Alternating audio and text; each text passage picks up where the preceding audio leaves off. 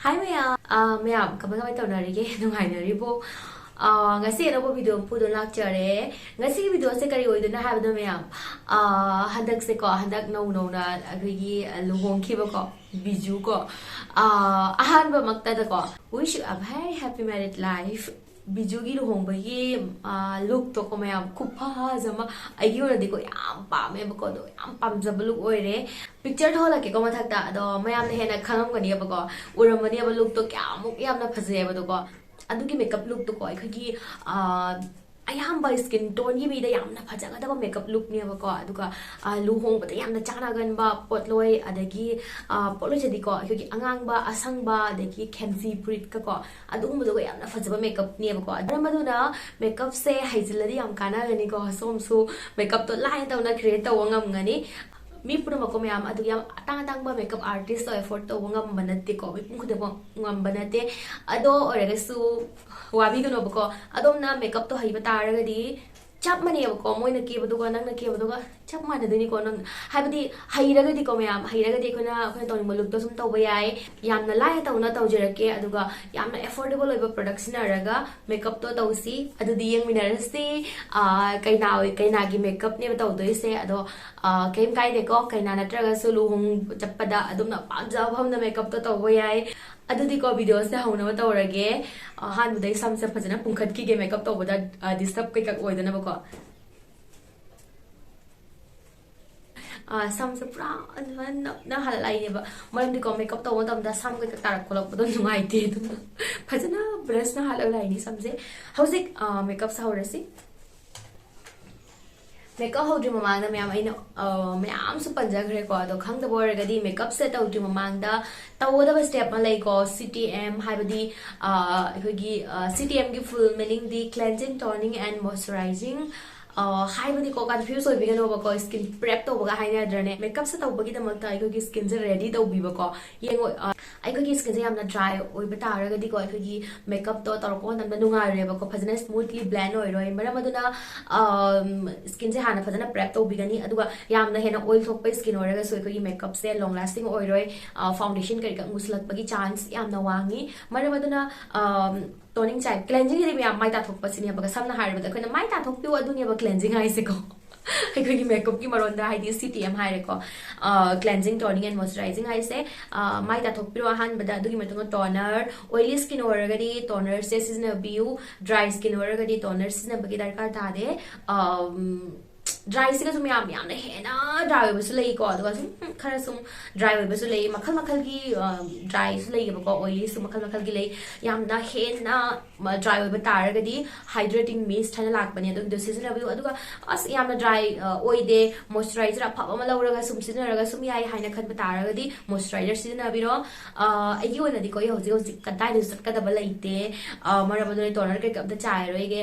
already ai siki Nivea gi soft cream moisturizer se six eight taser ya ba phajana ta ta lak chore hauzik ke dawni me am asigi matung da ai gi makeup ki ahan step oi step primer skip to ya de ko primer se skip to ta ra di adong makeup to long lasting oi roi aduga foundation tharak tori to phajana smoothly blend oi roi kai gumba nagi mais ta ko open pores leiba khot pa mama adu gi do primer sina melam duine ba yengo ai mamangi video ma dasu comment ore ba ko habadi pores ka mai men gani pores leiba oraga di ai pores minimizing oiba primer leibani ba ko ai pores to minimize to biba blur to biba primer sina view kar mai tai gani habado ai videos da sum ujarake ai na hojik sina re say inside ki 3-in-1 primer ni kai gumba dry skin oiba taraga di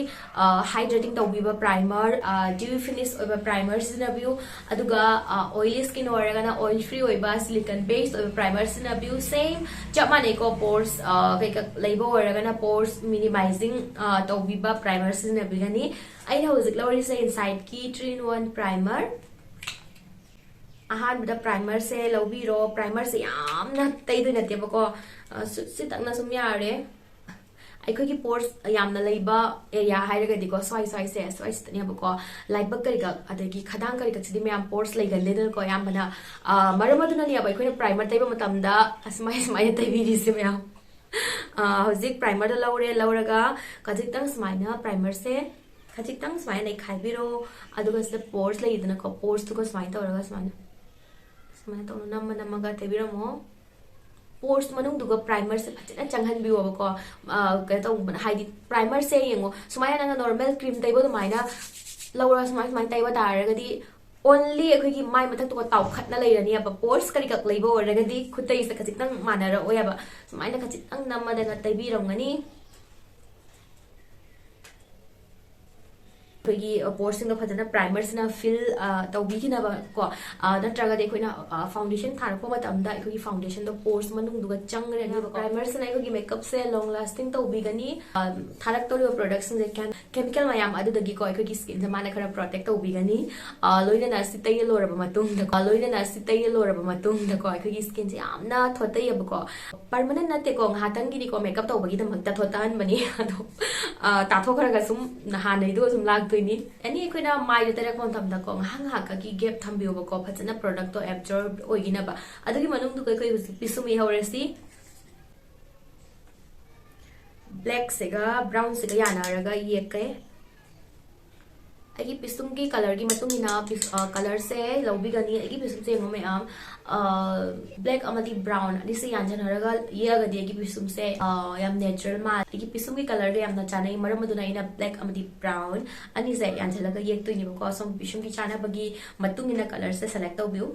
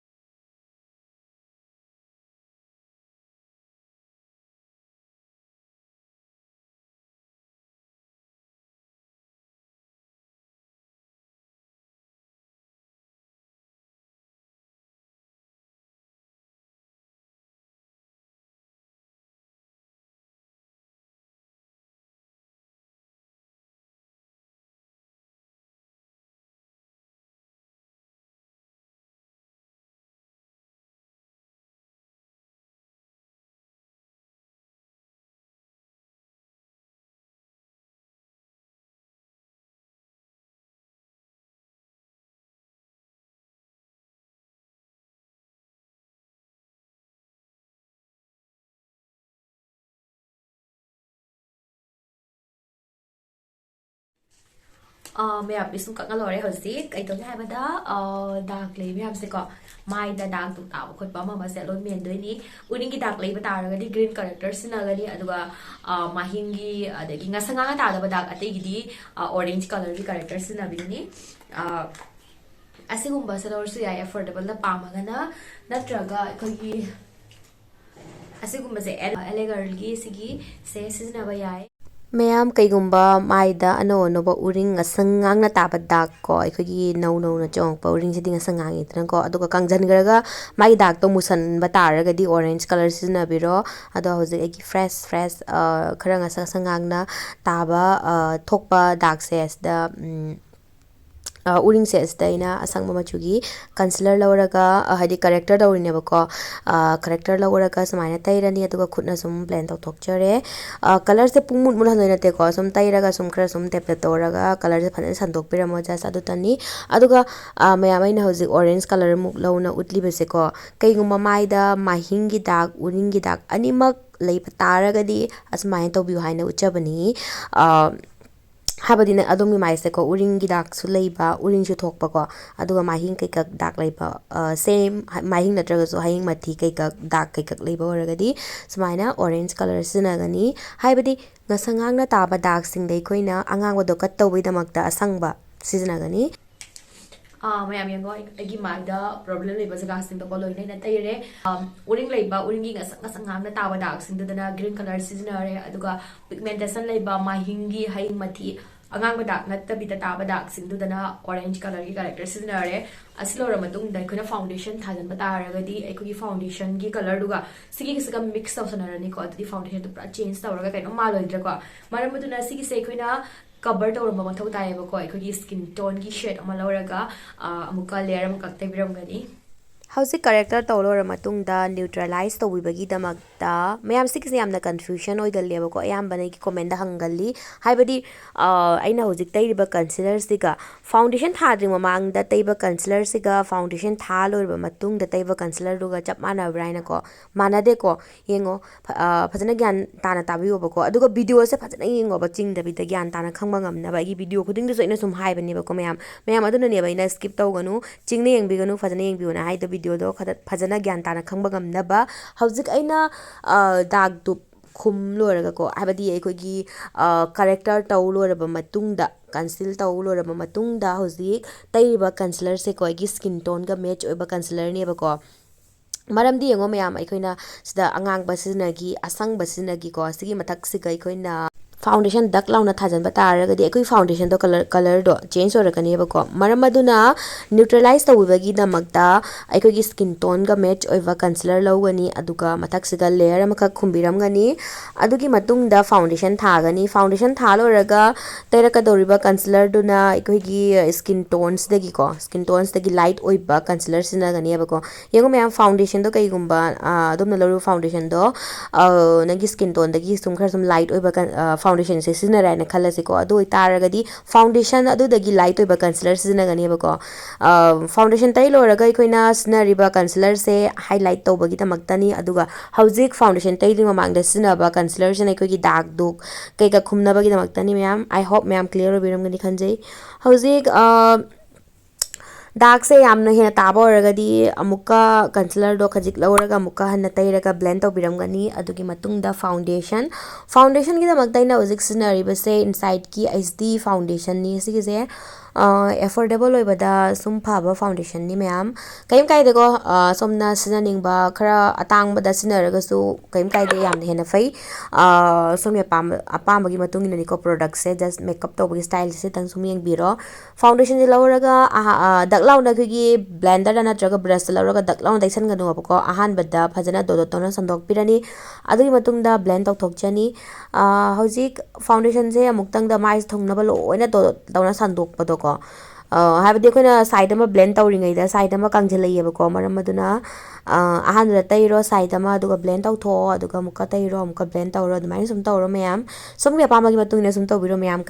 kai deko mayam aigi oina dikoi beauty blenders na blend tawjare kaigumba brush na blend tawning bataraga su ko kaim kaide tawbiba yai aikoigi beauty blender na blend tawbosina natural finish pibiyaba aduga full coverage karika pamba taragadi brush na blend tawbosina khara sum coverage wanghalle bako. Hello, it's me guys. I came back. Make sure to like and subscribe. Please like and subscribe. Our goal is to reach 2,000 subscribers. No, I mean 10,000 subscribers. Because we have the goal to reach the silver play button. So make sure to like and subscribe.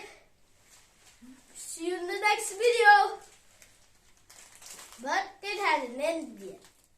hauzik mayam concealer mayam aino mang su panjagare ko aikoina foundation thalora matungda sinadoriba concealer se ko highlight tawbi bagi damaktani ba ko aikoina scenery se aikoina highlight tawningba area sing ko mid makha dagi samaina laiba habadi aikogi light ka phurak pandamda khajang gan thokna ga libado phaje ma mayam aduga mayam mid makha se koi khara sum kusana leidana ko yamna kusana leiba taragadi yengba matamda khara sum awaba mi malaga kaya maleba ko aduna kuna khajitang highlight se tawbiram bataragadi yengba matamda khara fresh oithui image se khara angang man do yai tare sum phaje yai tare aduna smain tawna highlight se tawbigani adugi matungda fajana beauty blender duna blend tawthokcharani hauzik liquid lipstick hoi kaikumba cream blush liquid blush leitaba taragadi kaim kaide ko lipstick na su blush oina sum thaba yai tawgadabu ko somna sina doriba color do lipstick aikogi blush thaba blush habadi pink gumba peach gumba red gumba adugumba lipstick oi batabani ko mayam hauzik phajan tawna blend tawthokchare brush na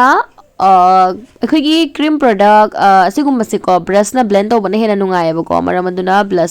ꯕ꯭ꯔꯁꯁꯤꯅ ꯐꯖꯅ blend ꯇꯧꯊꯣꯛꯆꯔꯦ ꯑꯗꯨꯒ ꯃꯌꯥꯝ ꯃꯥꯏꯁꯤꯗꯀꯣ ꯑꯩꯈꯣꯏꯅ cream product ꯁꯤꯖꯤꯟꯅꯕ ꯇꯥꯔꯒꯗꯤ ꯁꯤꯖꯤꯟꯅꯒꯗꯧꯕ ꯑꯣꯏꯔꯒꯗꯤ ꯄꯥꯎꯗꯔꯅ set ꯇꯧꯗ꯭ꯔꯤ ꯃꯃꯥꯡꯗ ꯂꯣꯏꯅ ꯁꯤꯖꯤꯟꯅꯍꯧꯋꯕꯀꯣ ꯄꯥꯎꯗꯔꯅ ꯁꯦꯠ ꯇꯧ ꯂꯣꯏꯔ ꯃꯇꯨꯡꯗ ꯑꯩꯈꯣꯏꯅ ꯀ꯭ꯔꯤꯝ ꯂꯤꯀ꯭ꯋꯤꯠ ꯑꯗꯨꯒꯨꯝꯕ ꯄ꯭ꯔꯣꯗꯛ ꯁꯤꯖꯤꯟꯅꯕ ꯌꯥꯗꯦꯀꯣ ꯃꯥꯏꯁꯦ ꯑꯩꯈꯣꯏꯅ ꯕ꯭ꯂꯁ ꯊꯥꯈꯤꯕ ꯖꯒꯥꯗꯣ ꯑꯗꯨꯒꯤꯗꯣ ꯊꯥꯗꯣꯛꯑꯝꯃꯒ ꯑꯇꯩ ꯂꯣꯏꯅ ꯊꯨꯡꯅꯕ ꯁꯦꯠ ꯇꯧꯖꯔꯦ ꯀꯣꯝꯄꯦꯛ ꯑꯃꯅ ꯑꯗꯨꯒ ꯕ꯭ꯂꯁ ꯇꯩꯈꯤꯕ ꯑꯦꯔꯤꯌꯥꯗꯨꯅ ꯁꯨꯃꯥꯏꯅ ꯑꯩꯈꯣꯏꯒꯤ ꯄꯥꯎꯗꯔ ꯕ꯭ꯂꯁꯇꯅ ꯁꯦꯠ ꯇꯧꯕꯤꯔꯅꯤ ꯍꯧꯖꯤꯛ ꯈꯖꯤꯛꯇꯪ ꯕ꯭ꯂꯁꯁꯦ ꯈꯖꯤꯛꯇꯪ ꯌꯥꯝꯅ ꯊꯥꯗꯣꯏꯅꯤꯀꯣ ꯃꯔꯝꯗꯤ ꯍꯣꯔꯦꯟ ꯀꯦꯕ ꯂꯣꯏꯔ ꯃꯇꯨꯡꯗꯀꯣ ꯕ꯭ꯂꯁꯁꯦ ꯂꯣꯏꯅ ꯁꯦꯇꯜ ꯑꯣꯏꯈꯤꯅꯤ ꯑꯗꯨꯒ ꯃꯌꯥꯝ ꯕ꯭ꯂꯁꯁꯦ ꯈ꯭ꯋꯥꯏ ꯄꯨꯝꯅꯃꯛꯇꯒꯤꯀꯣ ꯃꯦꯀꯞ ꯄꯨꯝꯅꯃꯛꯇꯒꯤ ꯃꯥꯅ ꯍꯥꯟꯅ ꯈ꯭ꯋꯥꯏꯗꯒꯤ ꯀꯣꯛꯊꯔꯛꯄꯅꯦꯕꯀꯣ ꯑꯗꯨꯅ ꯈꯖꯤꯛꯇꯪ ꯍꯦꯚꯤ ꯊꯝꯒꯅꯤ ꯀꯩꯒꯨꯝꯕ ꯁꯣꯝꯗꯀꯣ ꯑꯩꯈꯣꯏꯒꯤ ꯕ꯭ꯂꯁ ꯌꯥꯝ ꯊꯥꯕ ꯄꯥꯝꯗꯕ ꯑꯣꯏꯔꯗꯤ ꯀꯩꯝ ꯀꯥꯏꯗꯦꯀꯣ ꯁꯨꯝ ꯍꯥꯏꯔꯞ ꯊꯥꯔꯒ ꯁꯨꯝ ꯂꯣꯏꯁꯤꯜꯂꯁꯨ ꯌꯥꯏ ꯑꯩꯒꯤ ꯑꯣꯏꯅꯗꯤ ꯕ꯭ꯂꯁ ꯊꯥꯕꯁꯦ ꯌꯥꯝꯅ ꯄꯥꯝꯖꯩ ꯍꯧꯖꯤꯛ ꯑꯩꯅ ꯇꯧꯔꯤꯕꯁꯦ ꯃꯌꯥꯝ ꯀꯣꯟꯇꯣꯔ ꯇꯧꯗꯣꯏꯁꯦꯀꯣ ꯁꯣꯝꯒꯤ ꯃꯥꯏꯒꯤ ꯁꯦꯞꯀꯤ ꯃꯇꯨꯡ ꯏꯟꯅ ꯇꯧꯗꯣꯏꯅꯤꯀꯣ ꯀꯣꯟꯇꯣꯔꯁꯦ ꯀꯔꯝꯍꯥꯏꯅ ꯇꯧꯒꯅꯤ ꯃꯥꯒꯤ ꯁꯦꯞꯀꯤ ꯃꯇꯨꯡ ꯏꯟꯅ ꯈꯪꯅꯤꯡꯕ ꯑꯣꯏꯔꯒꯗꯤꯀꯣ ꯑꯩꯒꯤ ꯆꯦꯅꯦꯜ ꯑꯁꯤꯗ ꯑꯣꯜꯔꯦꯗꯤ ꯚꯤꯗꯤꯑꯣ ꯌꯥꯎꯅ ꯂꯩꯕꯅꯤ ꯆꯠꯂꯒ ꯁꯣꯏꯗꯅꯃꯛ ꯌꯦꯡꯕꯤꯌꯨ ꯌꯥꯝꯅ ꯀꯥꯟꯅꯕ ꯚꯤꯗꯤꯑꯣ ꯑꯣꯏꯗꯣꯏꯅꯤ ꯑꯗꯨꯒ ꯑꯩꯈꯣꯏꯒꯤ ꯖꯣ ꯂꯥꯏꯟ ꯈꯖꯤꯛꯇꯪ ꯀꯩꯅꯣ ꯇꯧꯕ ꯗꯕꯜ ꯆꯤꯟ ꯂꯩꯕ ꯈꯣꯠꯄ ꯑꯃ ꯂꯥꯏꯕꯛ ꯁꯥꯡꯕ ꯂꯣꯏꯅꯀꯣ ꯑꯩꯈꯣꯏ ꯀꯣꯟꯇꯣꯔꯁꯀꯤ ꯃꯇꯦꯡꯅ ꯀꯠ ꯇꯧꯕꯤꯔꯝꯕ ꯌꯥꯏ ꯍꯥꯏꯕꯗꯤ ꯏꯂꯨꯖꯟ ꯑꯃ ꯄꯤꯕꯤꯔꯝꯕ ꯌꯥꯏ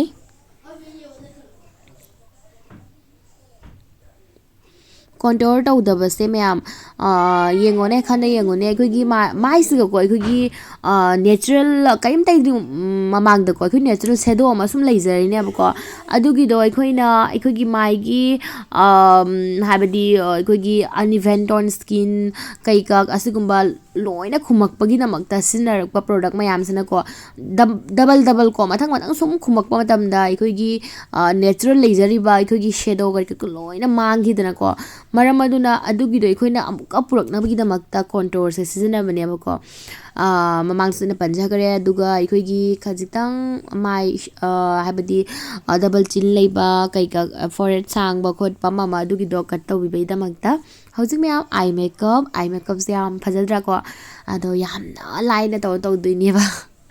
ꯌꯦꯡꯃꯤꯟꯅꯁꯤꯀꯣ ꯑꯍꯥꯟꯕꯗ ꯑꯩꯅ ꯂꯧꯔꯤꯕ ꯑꯁꯤꯒꯤ ꯀꯂꯔꯁꯦ ꯕ꯭ꯔꯥꯎꯟ ꯀꯂꯔꯁꯦ ꯂꯧꯔꯒ ꯃꯃꯥꯡꯒꯤ ꯚꯤꯗꯤꯑꯣꯗ ꯍꯪꯕꯤꯔꯛꯑꯦꯕꯀꯣ ꯀ꯭ꯔꯤꯁ ꯂꯥꯏꯟ ꯍꯥꯏꯁꯦ ꯀꯔꯤꯅꯣ ꯍꯥꯏꯅꯀꯣ ꯀ꯭ꯔꯤꯁ ꯂꯥꯏꯟ ꯍꯥꯏꯁꯦ ꯌꯦꯡꯉꯣ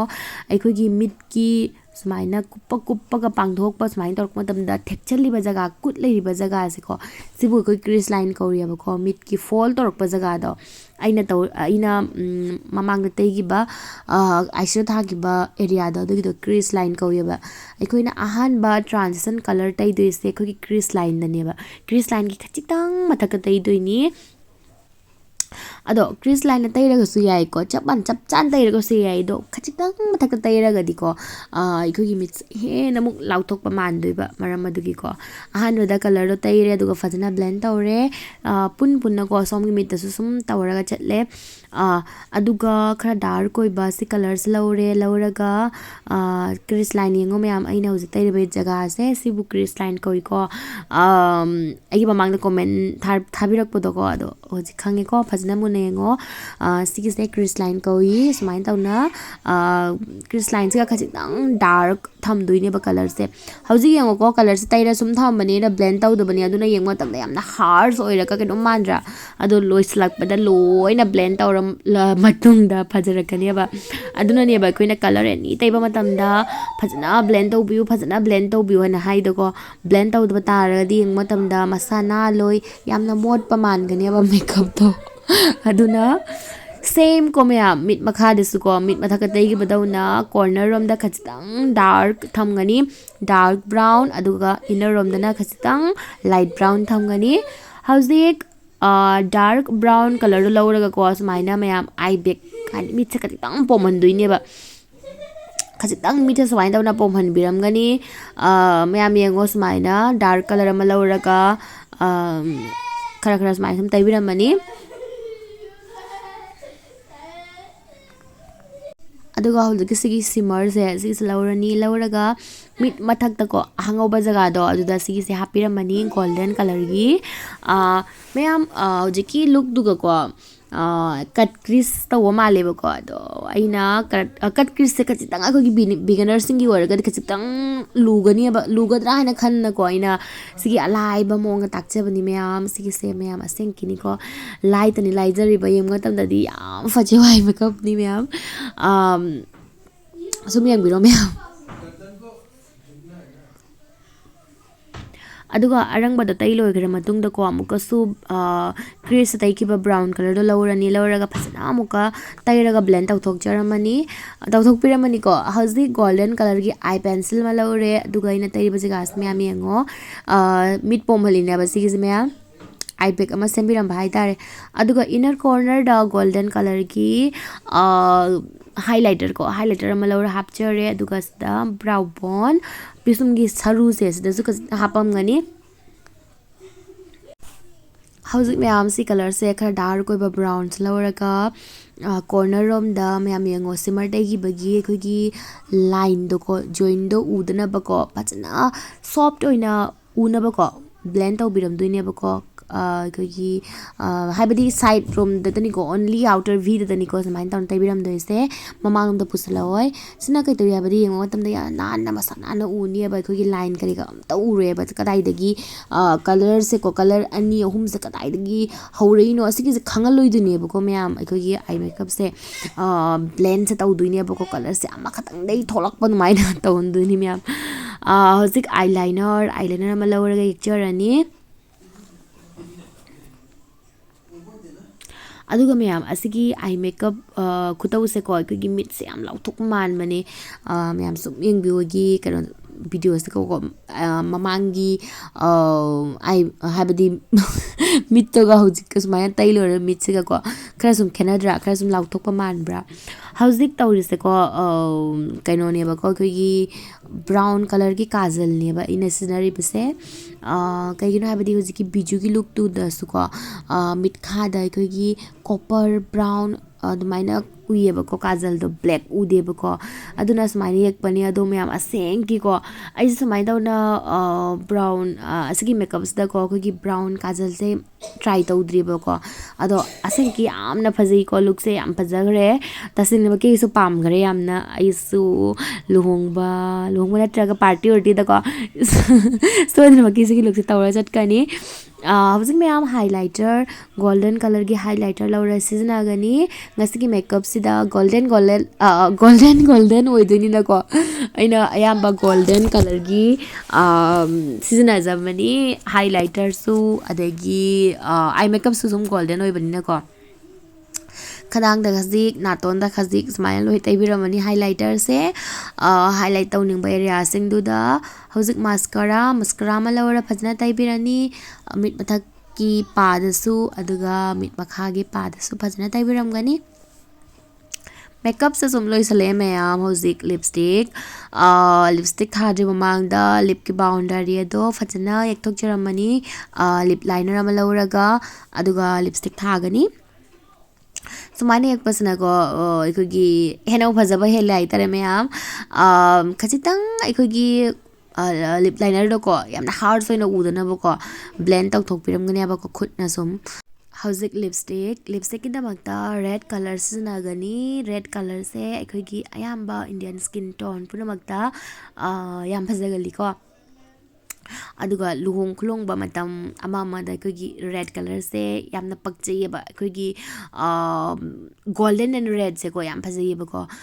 लुहोंग मतमददी अखोगी अयाम्बदा सनाली कोन जे सिनैदनको गोल्ड से याम सिजनैदनको अदुना रेड कलर से याम फजथोई कईगुंबा रेड कई पामदब तारगसु न्यूड कलर की लिपस्टिक सिजनबियु ब्राउन कलर की लिपस्टिक सिजनबियु याम फजगनी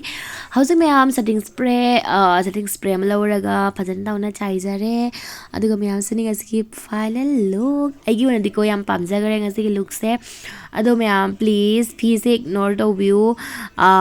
हाबदी आइगी ज्वेलरी कई कक से हंजिन हंजिन सुम सिलेरबनी मरम देंगोंदा ऑप्शन दो लैतबनी नको ꯑꯗꯨ ꯃꯌꯥꯝ ꯃꯦꯀꯞꯁꯤꯗ ꯁꯨꯝ ꯌꯦꯡꯕꯤꯌꯣꯕꯀꯣ ꯑꯩꯅ ꯃꯦꯀꯞꯇꯣ ꯌꯥꯝꯅ ꯄꯥꯝꯃꯟꯕꯒꯤꯅ ꯁꯨꯝ ꯁꯦꯝꯖꯔꯛꯄꯅꯤ ꯃꯌꯥꯝꯗꯁꯨ ꯁꯨꯝ ꯀꯥꯟꯅꯅꯕ ꯍꯥꯏꯗꯨꯅꯀꯣ ꯃꯌꯥꯝꯁꯨ ꯇꯧꯕ ꯌꯥꯏ ꯉꯁꯤꯒꯤ ꯃꯦꯀꯞꯁꯦ ꯁꯣꯏꯗꯅꯃꯛꯀꯤ ꯇꯧꯕꯤꯌꯨ ꯀꯩꯁꯨ ꯌꯥꯝꯁꯨ ꯂꯨꯗꯕꯀꯣ ꯑꯗꯨꯒ ꯑꯩꯅ ꯁꯤꯖꯤꯟꯅꯔꯤꯕ ꯄ꯭ꯔꯣꯗꯛꯁꯤꯡꯁꯦ ꯂꯣꯏꯅ ꯑꯍꯣꯡꯕ ꯉꯥꯛꯇꯅꯤꯀꯣ ꯑꯗꯨꯒ ꯃꯌꯥꯝ ꯃꯦꯀꯞꯁꯦ ꯌꯦꯡꯕꯤꯌꯨ ꯑꯍꯣꯡꯕ ꯃꯥꯟꯕ꯭ꯔꯥ ꯀꯣꯃꯦꯟ ꯁꯣꯏꯗꯅꯃꯛꯀꯤ ꯇꯧꯔꯝꯃꯨꯀꯣ ꯅꯣꯏ ꯀꯣꯃꯦꯟ ꯇꯧꯗꯅ ꯆꯠꯄ ꯌꯥꯔꯣꯏ ꯂꯥꯏꯛ ꯇꯧꯔꯒ ꯆꯠꯀꯗꯕꯅꯤꯀோ ꯑꯗꯨꯒ ꯆꯦꯅꯦꯜ ꯑꯁꯤꯗ ꯑꯅꯧꯕ ꯆꯪꯉꯛꯄ ꯑꯣꯏꯔꯒꯅ ꯁꯕꯁꯀ꯭ꯔꯥꯏꯕ ꯇꯧꯁꯜꯂꯝꯃꯣꯀꯣ ꯃꯦꯀꯞ ꯚꯤꯗꯤꯑꯣ ꯀꯩꯀꯥ ꯌꯦꯡꯕꯗ ꯌꯥꯝꯅ ꯏꯟꯇꯔꯦꯁꯇꯦꯠ ꯑꯣꯏꯔꯒꯗꯤ ꯑꯗꯨꯒ ꯑꯦꯅꯤ ꯁꯖꯦꯁꯟ ꯂꯩꯕ ꯁꯨꯝ ꯍꯥꯏꯅꯤꯡꯕ ꯈꯣꯠꯅꯤꯡꯕ ꯇꯥꯛꯅꯤꯡꯕ ꯈꯣꯠꯅꯤꯡꯕ ꯀꯣꯏꯁꯟ ꯂꯣꯏꯅ ꯍꯪꯕꯤꯔꯛꯄ ꯌꯥꯏ ꯀꯩꯝ ꯀꯥꯏꯗꯦ ꯁꯣ ꯃꯌꯥꯝ ꯁꯤꯅꯤ ꯉꯁꯤꯒꯤ ꯐꯥꯏꯅꯦꯜ ꯂꯨꯛ ꯃꯌꯥꯝ ꯑꯁꯤꯅꯅꯦ ꯃꯌꯥꯝ ꯑꯩꯅ ꯍꯥꯏꯈꯤꯕꯗꯣ ꯑꯗꯣꯝꯅꯀꯣ ꯑꯍꯣꯡꯕ ꯄ꯭ꯔꯣꯗꯛꯅꯤ ꯈꯜꯂꯒ ꯃꯦꯀꯞꯁꯦ ꯐꯖꯔꯣꯏ ꯈꯖꯔꯣꯏ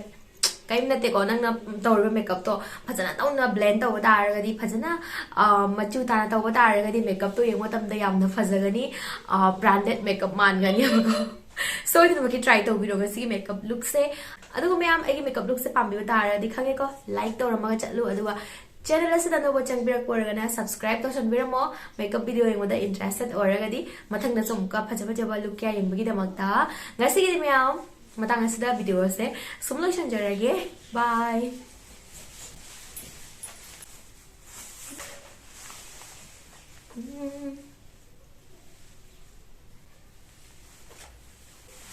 Mama fazebra. Mama fazebra. Fazer. Fazer.